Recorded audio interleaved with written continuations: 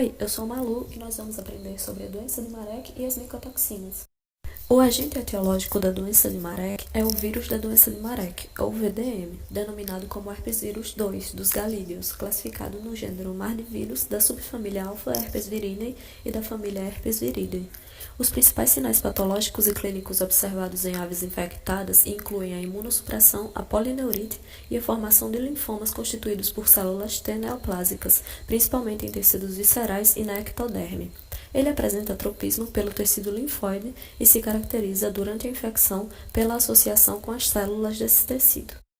O vírus possui 3 sorotipos. O sorotipo 1 passou a ser classificado em 3 patotipos diferentes com base na capacidade de novas estirpes causarem a doença em aves vacinadas com sorotipo 1, sorotipo 2 ou sorotipo 3. Assim, os portadores de menor virulência dentre as estirpes desse vírus foram identificados como VVDM, os portadores de virulência superior a estes primeiros foram denominados de VVVDM e aqueles com uma virulência ainda mais exacerbada foram classificados como VV mais VDM. A patogenia da doença de Marek nas aves suscetíveis pode ser dividida em 4 fases. A fase citolítica precoce, que ocorre entre o segundo e o sétimo dia pós-infecção, é caracterizada como a fase de replicação viral lítica e semiprodutiva, principalmente em linfócitos B e T.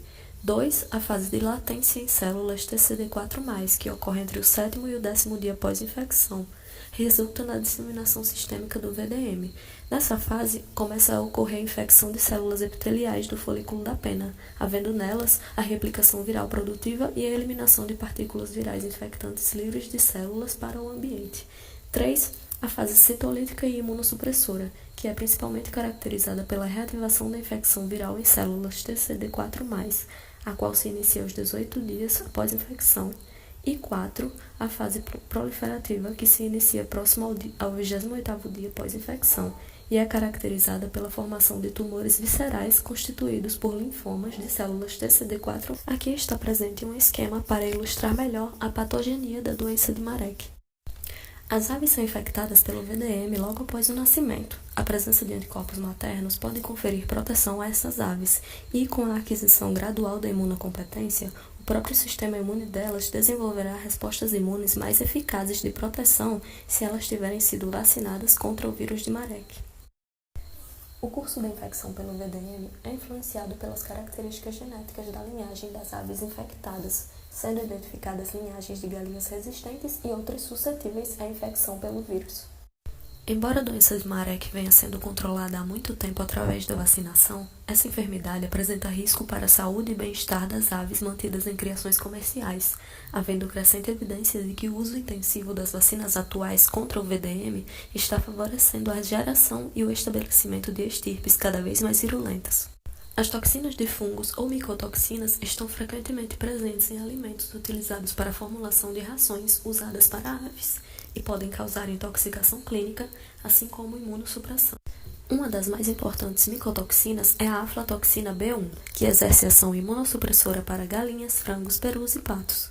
As aves dessas espécies que tiveram ingestão crônica dessa micotoxina na dieta revelaram uma maior gravidade das doenças infecciosas intercorrentes, falhas nas respostas imunes pós-vacinação, depressão celular de tecidos linfóides, atividades reduzidas de linfócitos e macrófagos e, nesse último caso, interferindo negativamente com a fagocitose e eliminação de patógenos bacterianos e ainda uma menor atividade do sistema complemento no soro sanguíneo.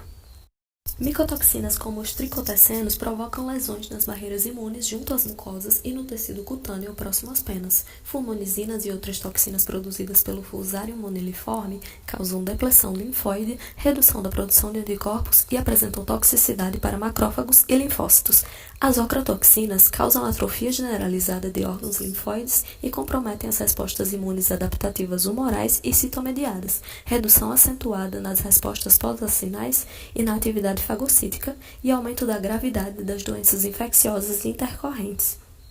Em suma, as aves cronicamente afetadas pela ingestão de doses não muito altas de micotoxinas sofrem reduções tanto nas respostas imunes inatas como adaptativas, quer seja naquelas mediadas por fatores humorais como os anticorpos ou por células efetoras nas respostas imunes, resultando em maior suscetibilidade ao desenvolvimento de doenças.